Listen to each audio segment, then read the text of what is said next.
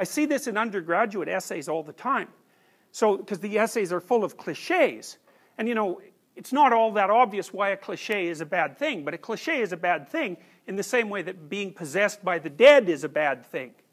It's like a cliche isn't you. It's something else. It's like the crowd. It's like the other. It's not living. It has nothing to do with you. And part of the reason that students use cliches is because it's easier than using your own genuine creative formulation. So you can just default to cliche use. But there's something more insidious than that, is that if you write an essay that's nothing but a string of cliches, and you get criticized, then you're not being criticized. What's being criticized is the cliches, and you can hide behind that, and the part of you that's wise but treacherous thinks, well, the criticism doesn't really apply to me because, you know, I didn't really say what I thought. And then there's this kind of sense you get that you've gotten away with something, which is a terrible thing. So when I read undergraduate essays, what I see very frequently is, especially the first essays, just nothing but cliches. It's awful. It's dull. You can hardly stand reading it because there's nothing in it that's gripping or alive. And then maybe the second essay, you can see there's a layer of cliche, and then now and then the person will be brave enough to poke up a thought of their own. It'll just sort of poke up somewhere maybe in 3 pages in. It's like this little green shoot that's barely alive, and the person is brave enough to pop it up in the hope that, you know, maybe it won't get walloped down with a sledgehammer. And so one of the things I try to do is to point that out. It's like, look, you know, this is something, there's a real thought here. It's a real original thought. It's something that you have the right to, because it's derived from your own experience and your own knowledge, and you formulated it in an original and compelling way.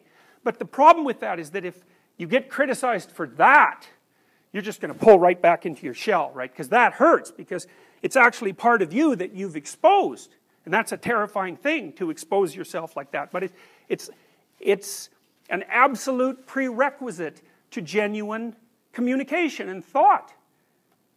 So, the ancient Mesopotamians, I haven't got time to tell you this story. If you want to hear it, you can come to my Maps of Meaning class in your 4th year. But the ancient Mesopotamians had figured out 5,000 years ago or so that the highest god in the hierarchy of gods, so sort of like the highest value, or the thing that should be imitated most carefully, was a god whose head had eyes all the way around it, and who spoke magic words. And so the words he spoke could make the sun rise and make the sun set. Very, very powerful speaker. And the reason the Mesopotamians had figured this out to the degree they had was because they realized that the capacity to pay attention, which is the eyes, of course, because we really pay attention with our eyes, and then the capacity to speak properly is in fact the highest virtue.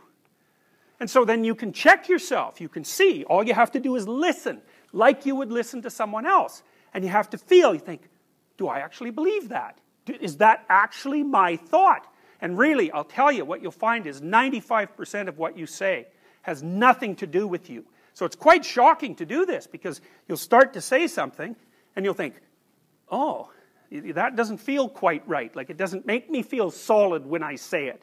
There's something about that I'm subordinating myself to something, or hiding in some way. It's very difficult to figure out exactly what you're doing. But you'll find out that almost everything that's abstractly represented, it has to be that way because you guys are all so young. So in some sense, you know way more than you can actually know, right? You've been taught all these things, but you don't know them. They're just in your head. In fact, they have you rather than the other way around. It's like Carl Jung said, people don't have ideas. Ideas have people.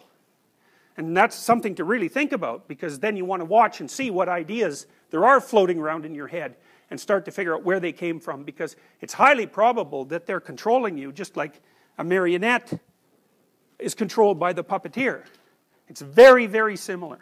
And there's an inauthenticity about that. And so that